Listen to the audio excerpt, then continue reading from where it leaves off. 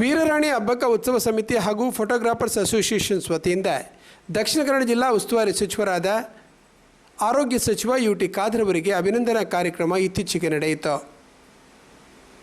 ವೀರರಾಣಿ ಹಬ್ಬಕ್ಕ ಉತ್ಸವ ಸಮಿತಿಯ ಕಾರ್ಯಾಧ್ಯಕ್ಷರಾದ ದಿನಕರ ಉಳ್ಳಾಲ್ ಮುಂತಾದವರು ಈ ವೇಳೆ ಹಾಜರಿದ್ದರು.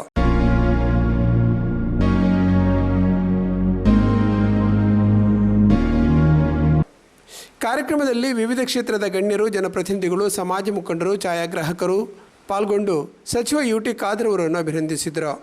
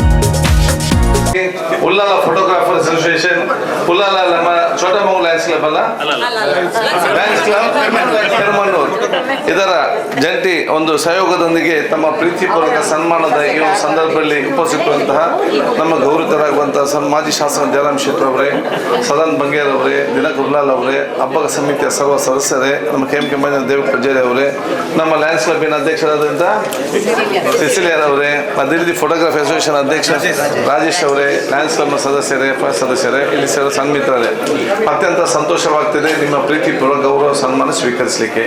ನಾನು ಬಹುಶಃ 4:15 ಗಂಟೆ ಬಂದಿರಬೇಕಂತಿದ್ದೆ.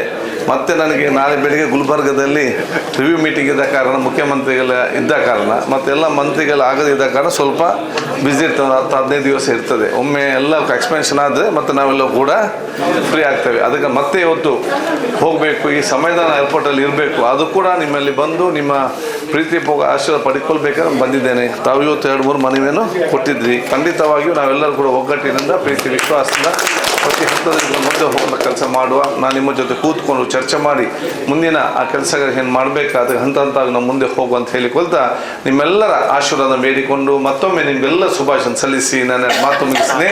ಜೈ ಹಿಂದ್.